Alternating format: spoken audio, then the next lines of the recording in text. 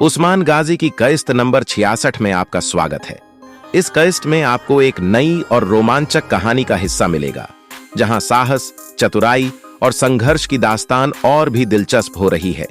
तो आइए इस शानदार यात्रा का हिस्सा बने और जानिए कि उस्मान गाजी की दुनिया में आगे क्या होने वाला है।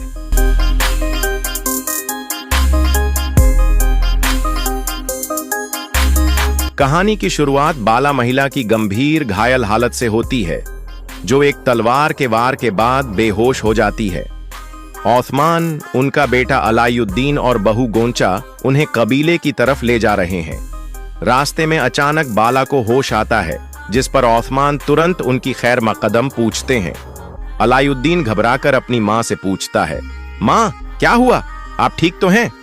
बाला अल्लाह का शुक्र अदा करते हुए जवाब देती है, हाँ, मैं ठीक हूं, अल्लाह का शुक्र है। लेकिन बाला की आंखों में आंसू देखकर ओस्मान चिंतित हो जाते हैं। ओस्मान पूछते हैं, बाला, तुम रो क्यों रही हो? क्या तुम्हें ज्यादा दर्द हो रहा है? बाला जवाब देती है, नहीं ओस्मान, मैं ठीक हूं, बस मैंने एक सपना देखा है। गोंचा तुरंत तसल्ली देती है, मां, आप इंशाअल्लाह जल्द ठीक हो जाएंगी, बस आपको आराम की जरूरत है।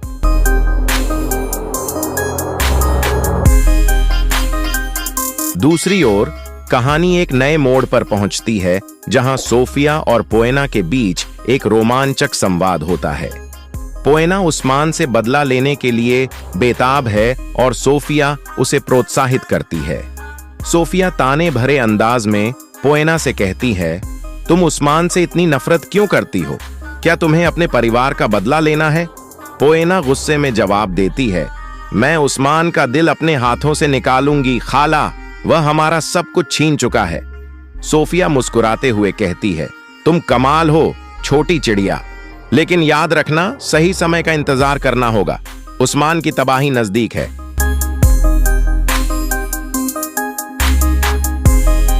कहानी अचानक अतीत में चली जाती है, जहां 10 साल पहले की एक महत्वपूर्ण घटना दिखाई जाती है। नदी के किनारे एक बड़ा काफिला पहुंचता है, जिसका स्वागत बाला और कबीले की महिलाएं करती हैं। बाला खुशी से घोषणा करती हैं, उस्मान साहब फतेह के लिए गए हैं, लेकिन हम यहाँ शांति का संदेश लेकर आए हैं। ये जमीनें अब आप सबकी हैं और हम अपना खाना भी साथ में बांटेंगे। लेकिन इस शांति के माहौल में सोफिया छिपकर काफिले में दाखिल होती है और अपनी शैतानी योजना की तैयारी शुरू कर देती है।